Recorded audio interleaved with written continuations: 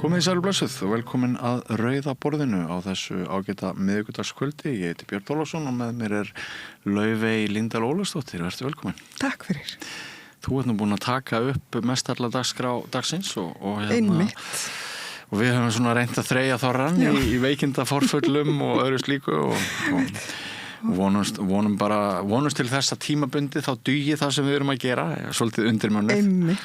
Við bara reynum að hlaupa í stóla hvors annars. Já, það er svolítið þannig og það er nú oft ansi langi dagar hjá ykkur tækni fólkinu og þið standið ykkur frábærlega bara svo það sé sagt. En það er fallegu dagur að baki hér á suðvesturhorninu en stefnir í alveg, er ekki bara brjála veður á morgun? Jú, mér skilst það. Þetta er gul viðvörun sem að breytist yfir í appelsínugula þarna einhvern tímann í. Já. Leiði bara hugun að því hvort starfsemin á höfuðborgarsvæðinu verður og í öðrum landslutum verður stór röskuð. Einmitt. Við vonum allavega að viðmælendur okkar á morgun komist allir í hús. Já. Og ef þið komast ekki þá þurfum við kannski að grípa til fjarfundatækni eða eitthvað til að heyra raddir þeirra. Eitthvað. Ef við komumst sjálf í vinnuna. Já, einmitt. Við verðum eiginlega bara að sjá hvernig þetta verður. Maður veit aldrei, stundum verður þetta betra og stundum verra en spáðir. Það er rétt. Þannig að við bara bíðum spennt til morguns. Einmitt. En svolítið sérstakt að svona stærsti kvellur og bara leiðindatíðin, eiginlega einu leiðindadagarnir í vetur að þeir séu svona þegar blómin voru komin upp í garðinu mínum, niður í miðborg. Mikið blómin, svo kannski bara snjóaðu í kaf. Já, það árar ekki vel hjá þeim. Nei, akkurat, þetta lítur ekki vel út, en þetta er svo sem eiginlega á hverju ári sem að við erum í þessu. Það kemur vor og vetur til skiptis eiginlega. Já. Manstu fyrra vor, hvað apríl var rosalega heitur mánuður og svo kom maí jafnvel enn betri og maður er svona ekki rosalega bjartsýnn núna. Nei, einmitt, maður er náttúrulega sem Íslendingur þá sérstaklega þegar við erum komin yfir miðjan aldur þá munum við alls konar tíma. Við munum tíman að tvenna. Já, einmitt. Og ef maður fær gott veður þá verður manni refsað með vondu veri. Það er svolítið þannig. Já, og svo líka, maður veit alltaf að það má búast við öllu, Já. Maður man nú alveg eftir, snjókomum alveg fram í júní, Einmitt. Þannig að þetta er svona, maður veit alltaf að þó að líti út fyrir að þessi komi vor, þá getur fljótt skipast veður á lofti. Já. Óveðrið á morgun er það sem að fólk er að tala akkurat núna. Hvað er það í heimsmálun sem að hefur vakið áhugaðinn í fréttum? Já, það er náttúrulega bara Trump og stríði í Íran. Já. Sem við ætlum að fjalla svolítið. Já, sem verður. Við myndum gera svolítið góð skila eftir. Það er náttúrulega. Svo hefur líka verið með augun, veit ég, á Suður-Ameríku. Já, einmitt, það er náttúrulega líka, Trump er svona svolítið að fara einhvern veginn í þessa svona heimsvaldastefnu. Þetta er það er alveg skipta skoðanir hvort að þetta sé svona heimsvaldastefnan í dauðategjunum eða hvort að það sé verið að endur eða svona steypa stóðir, nýjar stóðir undir heimsvaldastefnuna af því að það er náttúrulega svona þetta er náttúrulega bara skelfilegt ástand. Það er talað líka þriðju heimsstyrjöldina, hún sé bara skollin á. Hún kemur fyrir í fleiri en einu þætti í kvöld í hópi okkar viðmælanda. Akkurat. Hvort hún er runnin upp. Já. Eða er að renna upp. Já, akkurat. Og það er náttúrulega augljóst að það er olíustríð í gangi. Já. Og Trump hefur náttúrulega verið líka, ég hef náttúrulega eins verið að fylgjast með líka eins og Suður-Ameríku, þá náttúrulega var hann rændi þjóðarleiðtoga fyrir nokkrum mánuðum. Já. Og svo þegar hann var að skjóta þessi skip eða Bandaríkin voru að skjóta skip í Karabíska hafinu. Eru afleiðingar þess að birtast núna?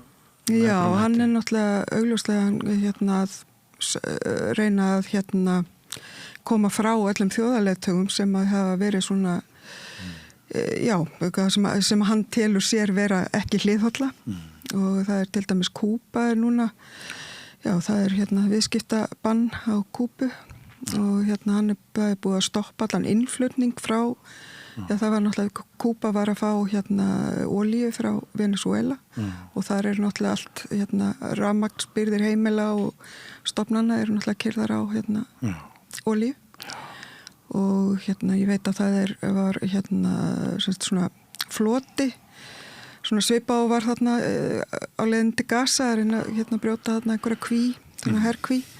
En þá hefur sem sagt floti sem að, var held ég bara að lenda á Kúbu sem skildist að hafi siglt frá Ítalíu. Það voru fjöldi hjálparsamtaka sem að fóru til Kúbu til þess að hérna, koma lyfjum og fleiru til eyjarinnar. En náttúrulega hérna, eyjarnar í Karabíska hafinu eru náttúrulega nýlega búnar að fara í gegnum hérna, fellibili.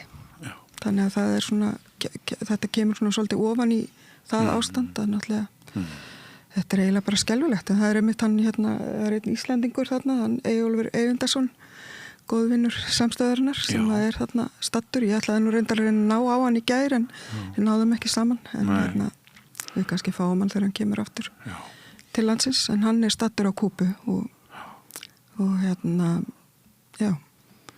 Þetta bara, hérna, eins og ég segi, það eiginlega bara sama hvert litið það svona allstaðar svolítið ekki mjög bjart yfir. Nei, sko alþjóðamálin eru hvort sem okkur líður eins og upptaktur þriðju heimsstyrjaldarinnar sé hafin eða ekki, þá náttúrulega bara alþjóðamálin hafa svo mikið vægi hér á landi. Við finnum það svo sterkt á eigin skinni hvernig það sem að gerast í heiminum í kringum okkur farið að hafa áhrif hér og mun hafa áhrif hér og við viljum enda þáttinn í kvöld á sem sagt því að Hilmar Þór Hilmarsson prófessor og hagfræðingur hann ræðir meðal annars í ítarlegu spjalli sem að Gunnar Smári hefur svona oftast átt við hann en við erum að hlaupa í skarðið eins og við nefndum á hann. Hann ræðir sko hugsanlega heimskreppu og hvaða áhrif gæti orðið að því fyrir okkur til skamstíma bara í hagrænu tilliti, bara í brjáluðum verðhækkunum og öllu því sko. Og fannst mann nú nógu dýrt að fara út í bónus og krónuna sko. Akkurat, er búið að vera náttúrulega bara hérna að vera dýrar og dýrar að vera til bara undanfarna mánuði. Við finnum það algjörlega. Hvað hérna peningurinn einhvern veginn að teyjast smyrjast þynnra yfir mánuðin sko. Skyndi ákvarðanir Bandaríkjaforseta, þær hafa mjög mikil áhrif á bara hagræn skilyrði hins almenna Íslendings. Nú svo staða bursið frá öllu siðferði og öllu því sko. Já, einmitt. Það hérna, siðferði kannski ekkert endilega mjög ábyrjandi í fari forseta Bandaríkjanna. Hérna. Eins og kemur til umræðu í Trump-tímanum sem annar kafli við Rauðaborðið í kvöld í hérna þar sem að Bjarni Randver Sigurvinsson og Margrét Valdimarsdóttir. Bjarni Randver guðfræðingur. Akkurat. Og Margrét Valdimarsdóttir afbrotafræðingur og hérna doktorskráðu kennir í HÍ. Þau ræða nú svolítið siðferði og svona lindiseinkunn Trump. Já, þetta líka áhugavert svona með út frá trúarbragðafræðinni að það eru náttúrulega hérna að því að svona okkur kennt í hennum vestræna heimi að óttast Arabalöndin og svona sem að hérna eiga að stjórnast af trúar ofsa og svona. Það svona svolítið hérna svo hérna orðræða sem í gangi. En þetta náttúrulega mörgu leyti svona sama hérna þessi ofsa trú í Bandaríkjunum til dæmis sem núna viðvöld, þannig að makarhreyfingin og sem svona auka hægri sinnaðir kristnir. Og af því að þú sem tæknimaður tókst upp Trump-tímann fyrir dag, þá kannski eins og ég fannst þér áhugavert að sjá hinnar trúarlegu tengingar baklandið hans Trumps í Bandaríkjunum sem rakið í þættinum. Já, einmitt. Hann hérna Bjarni Randver hefur reynda komið hingað áður, þannig að ég hef svona náttúrulega hlustað á hann áður og hann hefur farið í gegnum þetta og þetta náttúrulega hérna þetta einmitt áhugavert að svona hugsa þetta út frá þeim punkti sem hann er með sko. Já. Og Margrét nú alltaf ansi glögg sem að brotafræðingur þannig. Já, akkurat. Þetta Það er einmitt alltaf verið að segja við eigum að ræða Trump eiginlega líka bara á sálfræðilegum forsendum sko. Og annað að viðurkennir að fyrsta viðbragði þegar það vaknar og við skulum bara leyfa áhorfendum og hlustendum að bíða eftir því hvort þeirra ræðir en annað leið og vaknar á mótnana þá seilist það í síman og kannar hvað Trump hefur gert af sér síðan. En svo náttúrulega líka örugglega þessar aðgerðir þarna í Írak. Þetta verður örugglega ekki endilega til vinsælda fyrir Trump meðal hans þjóðar vegna þess að þetta gríðarlega dýrt. Ég sá þetta Pentagon er að biðja þingið held ég 2 milljarða bandaríkjadala fyrir stríðinu í Íran sem náttúrulega gríðarlega fjárhæðir ég meina þetta og á meðan fólk að svelta og fær ekki viðunandi menntun eða læknisþjónustu í bandaríkjunum og vinsældir hans eru nú að síga eru að dvína þannig að það verður fróðilegt að sjá hvort baklandið hans að eyðast. Já, akkurat, það náttúrulega... Lengi má vona. Lengi má vona. Kannski kemdi inn líka, ég horfði á